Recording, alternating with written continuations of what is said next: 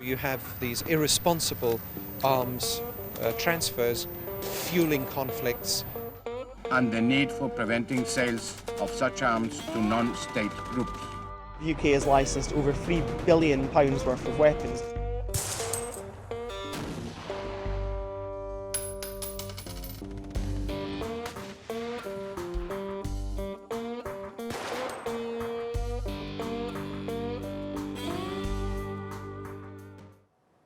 It's one of the most profitable industries in the world. The arms trade is worth more now than at any time since the end of the Cold War, driven by a surge in demand from Southeast Asia and the Middle East. Every year, the world produces enough bullets to shoot every person on the planet twice. Several governments spend more on their militaries than on education and healthcare. And the commander-in-chief of the world's most powerful military, the US, has proposed a $54 billion increase in defense spending. From governments to rebel groups, the trade boils down to supply and demand.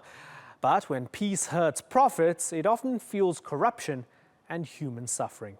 Today's Newsmaker is the global arms trade, as we investigate who's buying, who's selling, and who's cashing in on conflict.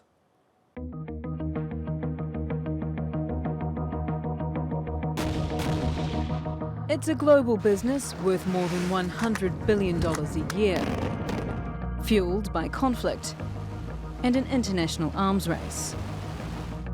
An industry where war is good for business.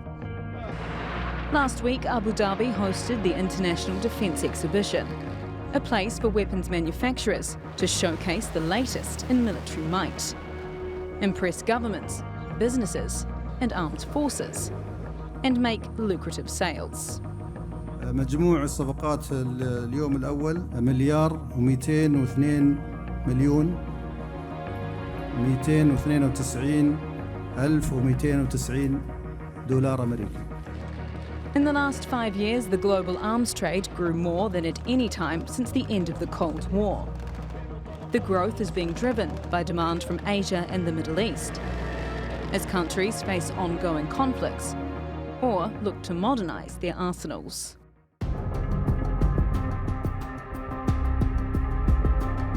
From 2012 to 2016, nearly 3/4 of the world's major arms exports came from just 5 countries: the US, Russia, China, France and Germany. That's 4 out of the 5 permanent members of the UN Security Council.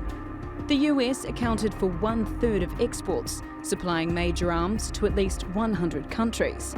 Last year, its exports reached roughly $38 billion. The 5 biggest importers of major arms came mostly from the global south. Perhaps surprisingly, India imported 13% of the global share, followed by Saudi Arabia, which increased its intake by 212% from the previous 5-year period, importing mostly from its key allies, the US and the UK.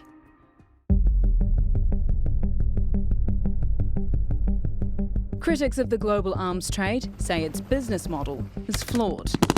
They say it encourages and prolongs wars and lacks transparency and controls, with weapons ending up in the wrong hands or being used where they shouldn't.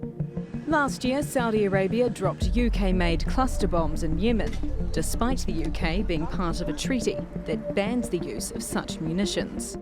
It raised wider questions about the sale of arms to Saudi Arabia, which is accused of deliberately targeting civilians in Yemen. In 2014, the United Nations introduced the Arms Trade Treaty in an attempt to regulate the industry. But so far, the world's main supplier, the US, hasn't officially signed on. Is there a way to regulate the global arms trade worldwide? Or is that goal unrealistic? Yvette McCullough, The Newsmakers. To discuss this issue, I'm joined now by Peter Weiseman. He's a senior researcher with the Stockholm International Peace Research Institute. They publish the authoritative annual report on the arms trade. And in New York, William Hartung, he's the director of the Arms and Security Project at the Center for International Policy, which advocates for demilitarization. William and Peter, thanks so much for joining us. William Hartung, let me start with you. Is there an international arms race underway? Yes. I think if you look even in the Obama years, President Obama presided over more arms sales offers than any administration since World War II, with a special focus on the Middle East. For example, 115 billion in new offers to Saudi Arabia, and some of that's being used for their targeting of civilians, their bombing campaign in Yemen. So what will happen is, as was mentioned, Donald Trump wants to increase the Pentagon budget by $54 billion, which, if that was being spent by an individual country, it would be about the size of the military budget of the United Kingdom, larger than the budgets of Japan, India, Germany, France, and so forth. So in the Pentagon's context, it's a 10% increase, but compared to the rest of the world, it's a huge amount of money. And so what will happen is the contractors will benefit on two fronts: more Pentagon spending and more global arms sales. Yep. So, Peter, we've had William mention the Saudis, mention the US. We're seeing the likes of India purchasing more as well. What does that tell us about the direction this is going, and who the main players might be, or who the main players might be somewhere down the road? You mentioned Saudi Arabia and India, the two largest arms importers in the world. Based on the information that we have now, based on the contracts that these countries have signed, I think we can say that over the coming years, over the coming 2-3 years, those will remain the most important destinations for the arms exports of the different suppliers, whether that's Russia or the US or the European states. India for sure will remain that. India has a continuing growing economy. India wants to expand its military capability due to the fact that it continues to see a threat from Pakistan, but also that it continues to see a growing threat, or it perceives it as such at least, of China. So that will be for sure be the most important arms recipient in the world, also because India itself is still not capable of producing the advanced arms it wants to have. But we may see also developments elsewhere. Though we've seen that in the past 5 years, arms imports in the Middle East and parts of Asia have grown. At the same time, however, we have to stress that arms imports in Europe, Africa, and Latin America have decreased. It's less there. But that might change in Europe. There are already signs now that European countries are going to spend more on their military expenditure, and also that they are looking at major investments in new equipment. Poland, for example, is looking at buying new equipment, and that will raise its arms imports in the coming years. Other countries in Europe are investing in new combat aircraft, the new F-35. So I think we can see an increase in arms imports in Europe in the coming years too. So William, allow me to play devil's advocate for a moment. So you advocate for demilitarization. So that would mean scaling back, scaling down. And in an age or an era where you have someone like Kim Jong-un, who's pushing for nuclear proliferation, who's pushing for more nuclear weapons, who's pushing for more power, and others, isn't it reasonable to say, instead of, or in an age where you have really bad guys with really bad weapons, maybe the less bad guys need to have those same weapons as well? Well, I think the problem is the weapons aren't going to the places where the threats are. Saudi Arabia's arsenal far outstrips Iran's. They're using a lot of that weaponry in Yemen, which is not only a humanitarian disaster, but a security disaster. Dealing with nuclear weapons in North Korea, South Korea already has a more capable military. Conventional force against nuclear weapons is of limited value. So I think sometimes these threats are used to justify sales and purchases that don't align with what you would need to address the actual threats. Peter, looking at the stats here, 4 out of 5 of the permanent members of the UN Security Council do the most arms exports. Does that make it generally impossible to have a principled political peace on any issue? The fact that the largest arms exporters happen to be amongst the 4 permanent members of the Security Council is not very surprising. These are the most important countries in the world in size, in economy, in military power, in military industry. You would expect them to actually take that position, and this has always been the case. What that means for the possibilities to restrict arms sales, to have more responsible policies raises, of course, that's of course a very important question. It remains the fact that for these countries, especially for the US, but also to some extent for Russia and probably growingly, increasingly for China, arms exports are seen as an important foreign policy tool, something which they use to increase their political power throughout the world. So I think we can't really expect very much of a change in their behavior in that regard. William, tell me how much the money worries you, the money that the lobbyists make and the money that the weapons manufacturers make. Well, money is a key driver in all this. There are the security and political issues that were mentioned, but President Obama wanted to push exports, and he pushed arms exports to me, a frightening degree. Donald Trump has been pushing himself as the jobs president, and there's no easier way to create jobs than to do a big arms sale. And a lot of the things are built in states that gave him his margin of victory. Tanks are built in Michigan and Ohio, for example, and those production lines for many years were kept open primarily through sales to the Gulf states. The Pentagon wasn't buying very many. So I think Trump may try to accelerate an already huge export machine for political purposes. And because I think it's fair to say his administration has a less sophisticated view of the world than the Obama administration, they may not be as cognizant of the consequences of some of these sales. Mm-hmm.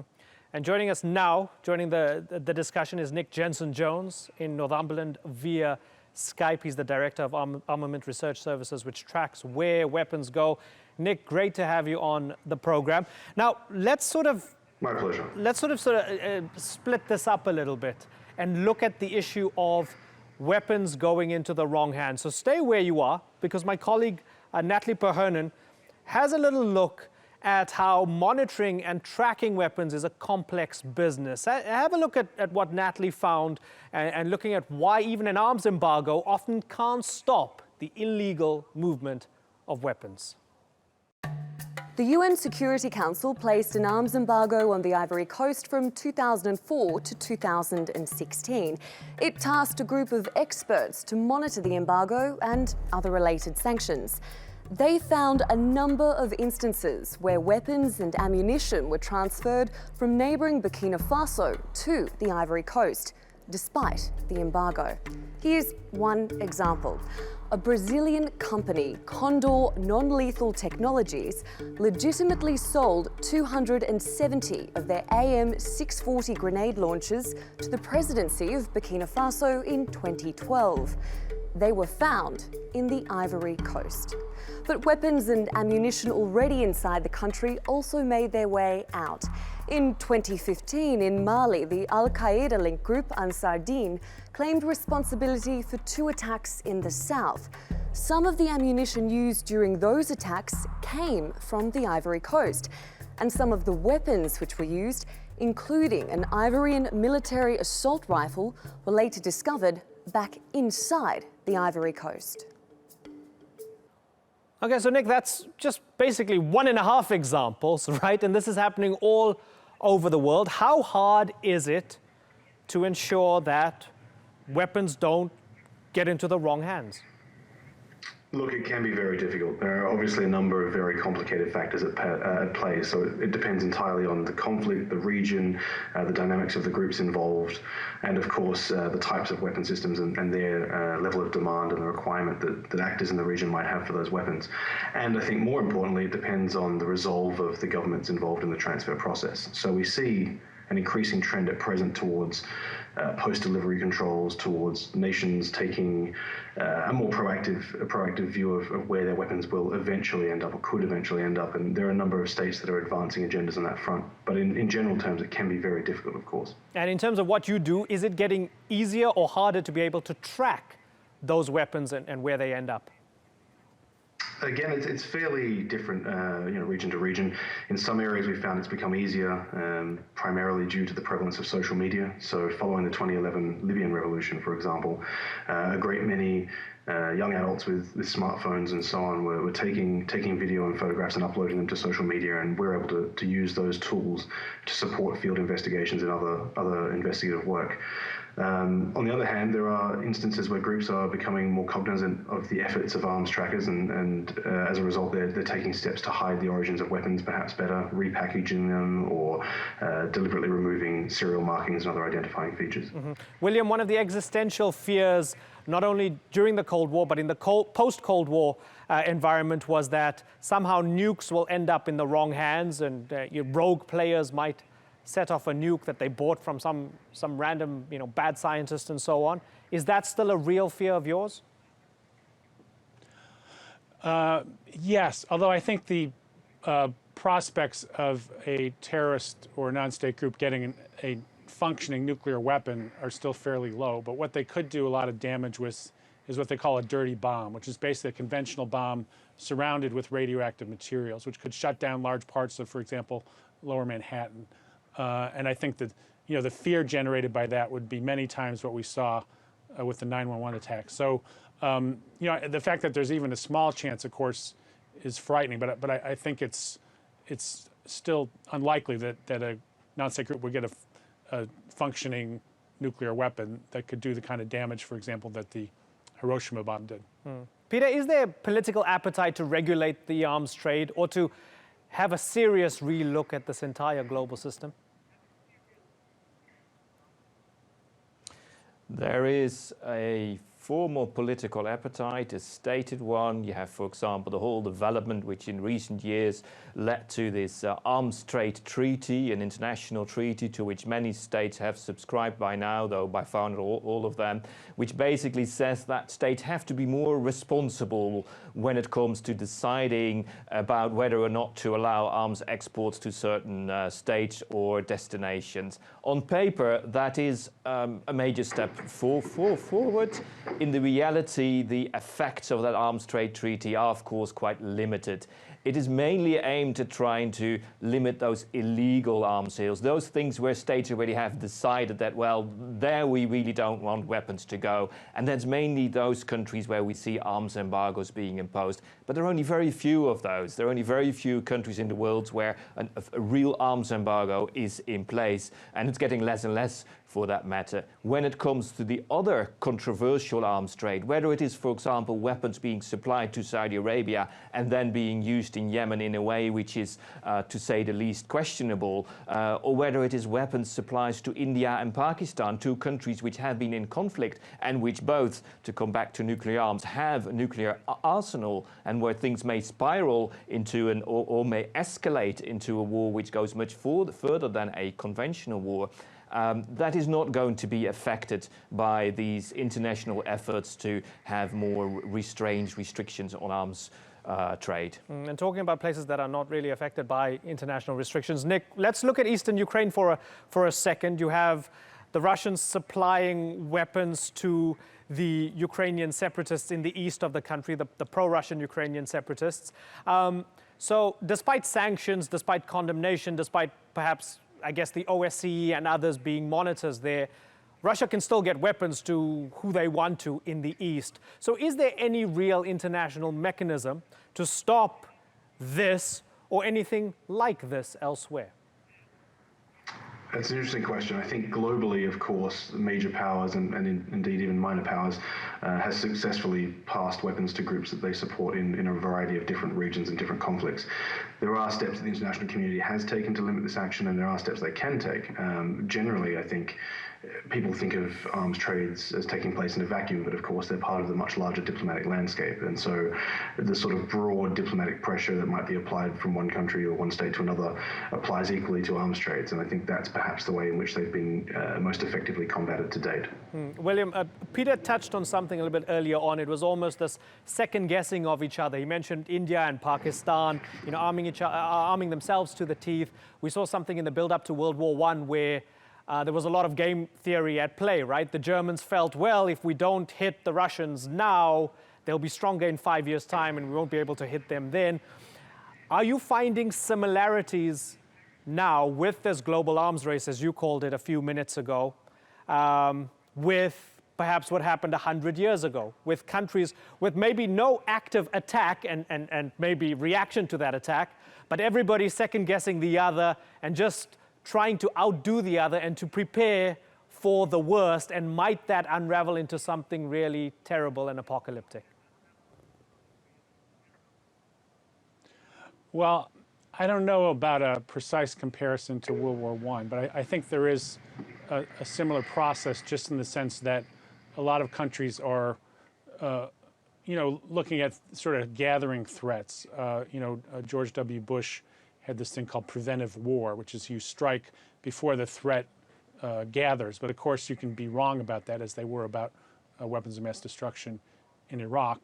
And probably India and Pakistan, that region, it's the most dangerous region in terms of the possible use of nuclear weapons, because it's a multi-level conflict. On the other hand, there have been some overtures to do something about the nuclear problem. Of course, I think India's program is kind of dual focus, because they also have concerns about China's nuclear weapons. So it's probably the biggest political knot to be untied in terms of dealing with the most dangerous elements of nuclear weapons proliferation. Peter, what is the biggest worry on your mind? What is the most ominous thing on the horizon right now in terms of armaments? I think, from my perspective, looking at the specific issue of arms transfers and arms procurement, I think what is worrisome is that we do see a continuous increase in arms procurement by states, especially again in the Middle East and parts of Asia, whereas at the same time we don't see that states there actually look at the possibilities to agree on some form of arms control. You mentioned already the First World War. Well, one of the things that did not happen preceding the First World War was exactly the negotiations between states about how to control these armament levels, about how to prevent that they spiral out of control. And that is exactly what we don't see now in those regions where arms procurement is really on the increase. There is no arms control process ongoing in the Middle East. There is no arms process control process ongoing between Pakistan and India, or India and China, or in the South China Sea area. And that is really the concern, that imbalance between, on the one hand, that drive for acquiring more arms, and on the other hand, no interest in arms control as a way to prevent that those weapons actually will be used. Yeah, and one of the big questions is it in anybody's interest right now in the year 2017 to downsize? You know, it sounds great to get rid of nuclear weapons and so on, but is anybody willing to do it? We'll have to wait and see. Well, gentlemen, it's been a pleasure. Unfortunately, we are out of time. Peter Veseman, William Hartung, and Nick Jensen-Jones, thank you very much for joining us.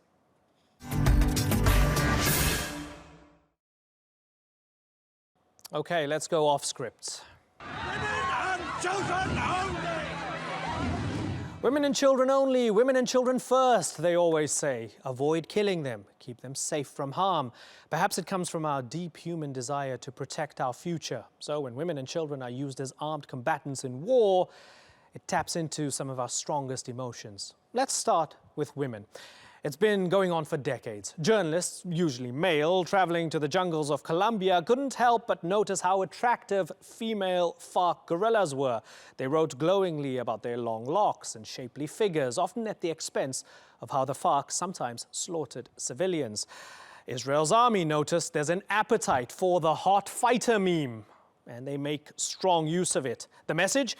We have young, beautiful women fighting for values that promote the independence and liberation of young, beautiful women.